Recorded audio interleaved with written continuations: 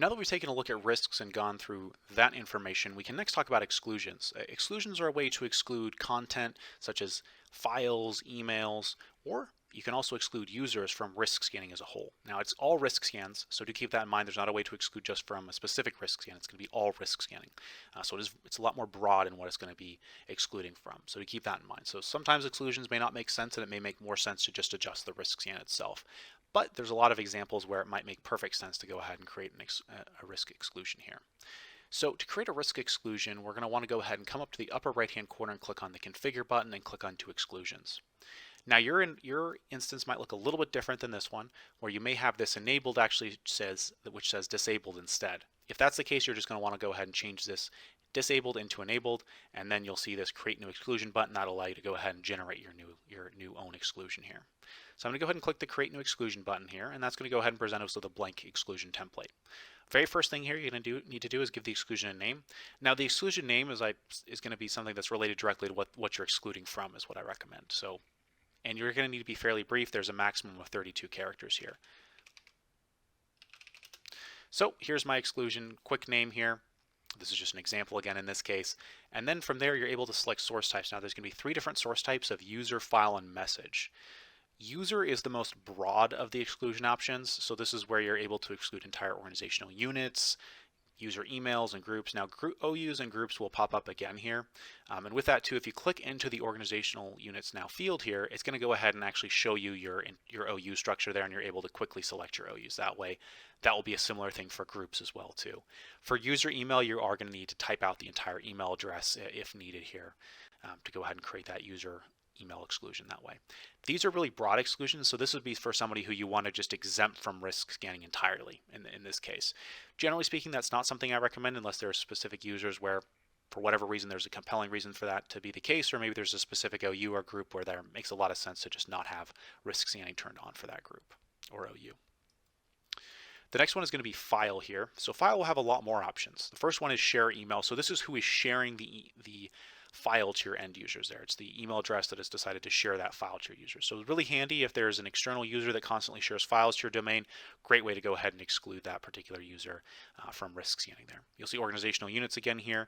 Domain name would be the domain. So if there's a domain that's constantly communicated with, there's lots of file shares going back and forth, that might make sense to go ahead and do a domain name exclusion.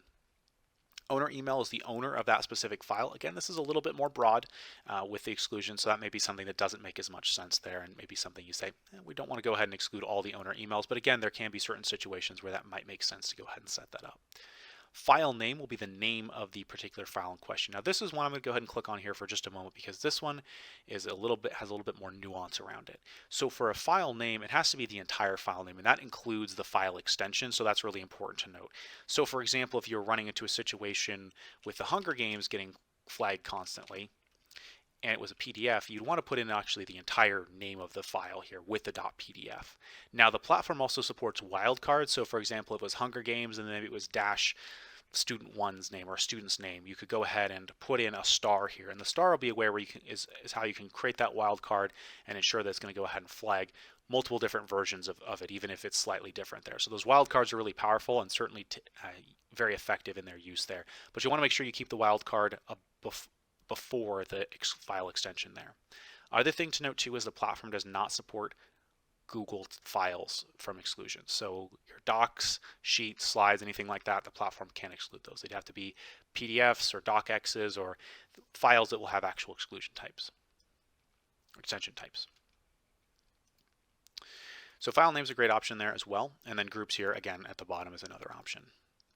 The last one here is going to be message, and message is focusing on the email side of things. So very first thing here is you're going to see email subject. A lot like what you saw there for the file name exclusion, same idea here. Wildcards can work, so certainly you can put that in. And in this case, you can just go ahead and put in the subject line of the email. It's not as picky as the file name one there. Sender email is great for if there's a specific sender that consistently sends your users emails. Really common area we see issues with are with Staples coupon codes. So this email address actually is a really common one that sends a lot of emails that get flagged incidentally as credit card numbers because they're formatted a lot like a credit card number. So this is a really good one to keep an eye out for. Definitely one where you can make an exclusion around it for sure. organizational units again here. Domain name is going to be the domain name, so you can do an entire exclusion of that domain. Sometimes we see forums, news websites, or blogs or things like that getting excluded by entire domain name. And that can make a lot of sense if that's continuously sending emails, or if there's other kinds of marketing emails or things like that getting incidentally flagged. That can make a lot of sense to create a domain name exclusion there.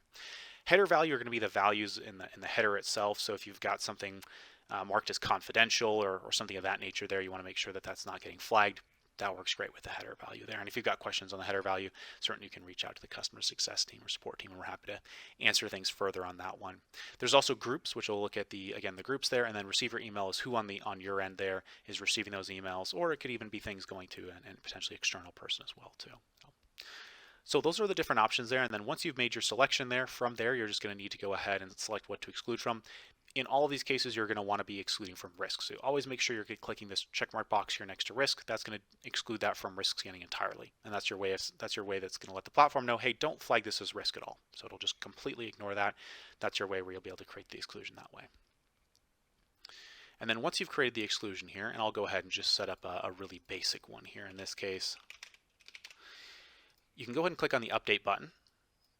And then after you've clicked on the update button here, you'll notice that it says changes not saved, press save. You're going to want to make sure you press the save button. Always make sure you press the save button if you're creating any exclusions here. Otherwise, the platform is not going to save those, and all your hard work is going to go ahead and disappear here. I'm not going to save in this case because this is just an example one, but if you are making an exclusion, make sure you press that save button there. And that's how you can walk through exclusions and get things set up to exclude specific content, entire users from risk scanning. And it's really an effective way to go ahead and get rid of some of those common false positives or things that just don't need to get flagged for risks in the beginning. Next up, we're going to be talking about tuning your risks and how to adjust your risk scans that way. So we're going to be heading back over here to the main risks tab, and we'll be jumping in from there.